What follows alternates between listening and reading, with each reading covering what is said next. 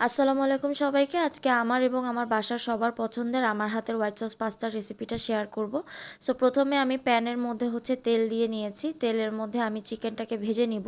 চিকেনটাকে আমি আদা বাটা, রসুন বাটা, সয়া সস, গোলমরিচ গুঁড়া, লবণ, চিনি এবং টমেটো কেচাপ দিয়ে একটু ম্যারিনেট করে রেখেছি।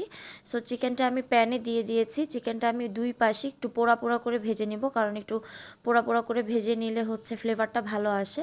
খুব বেশি পোড়ানো যাবে না, মানে হালকা একটু গ্রিল গ্রিল ভাইব আসলেই চিকেনটাকে নামিয়ে ফেলতে হবে। এরকম একটু বার্নড একটা কালার চলে আসলে আমি নামিয়ে ফেলবো। তো এখন আমি চিকেনটাকে নামিয়ে নিয়ে আমি চিকেনটাকে একটু শ্রেড করে নিয়েছি। তো শ্রেড করে নিয়ে এরপরে আমি ওই প্যানের মধ্যে বাটার দিয়েছি। বাটার গলে যাওয়ার পরে এটার মধ্যে রসুন কুচি দিয়েছি এবং ম্যারিনেট করা চিকেনের যে মশলাটা ছিল ওই মশলাটা আমি দিয়ে দিয়েছি। এই পাস্তা রেসিপিটার মধ্যে কোনো রকমের পানি অ্যাড করা যাবে না। পানি অ্যাড করলে এটার কনসিস্টেন্সিটা নষ্ট হয়ে যাবে। তো এরপরে আমি এই মশলাটাকে একটু হালকা একটু কাঁচা গন্ধটা চলে যাওয়া পর্যন্ত ভেজে নিব।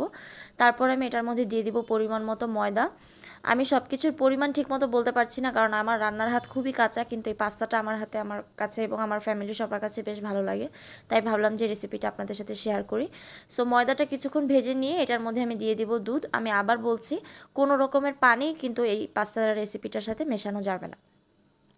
তারপরে দুধটা দিয়ে একটাকে কিছুক্ষণ নাড়তে হবে, না হলে এটা জট জট বেঁধে যাবে, যেহেতু ময়দা দেয়া আছে। তো এর মধ্যে আমি একটু কালো গোলমরিচের গুঁড়া দিয়ে দিলাম।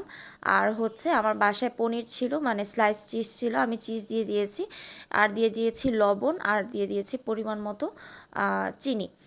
তো এখানে আপনারা যে কোনো রকমের পনির ব্যবহার করতে পারেন, এটার মধ্যে কোনো ধরাবাঁধা নিয়ম নেই। তারপরে আমি চিকেনটা অ্যাড করে দিলাম। চিকেনটা অ্যাড করার পর কিছুক্ষণ নাড়াচাড়া করে তারপরে আমি চুলাটা বন্ধ করে দিব। সসটা গরম থাকতে থাকতেই এর মধ্যে আমি এখন পাস্তাগুলো অ্যাড করে দিব। পাস্তা আমি আগে থেকে সিদ্ধ করে রেখেছিলাম। সো এটাকে আমি দিয়ে দিচ্ছি। পাস্তাটাকে অবশ্যই লবণ এবং তেল এবং পানি দিয়ে সিদ্ধ করতে হবে। তো দিয়ে দেওয়ার পর বেশ ভালো মতো সাবধানে এটাকে নাড়িয়ে পুরো মিশ্রণটা মিক্স করতে হবে পাস্তাটার সাথে। মূল কথা সসটা যেন একদম সুন্দর মতো মিশে যায়। তো এই আমার পাস্তাটা রেডি হয়ে গেছে, আমি সার্ভ করে দিয়েছি।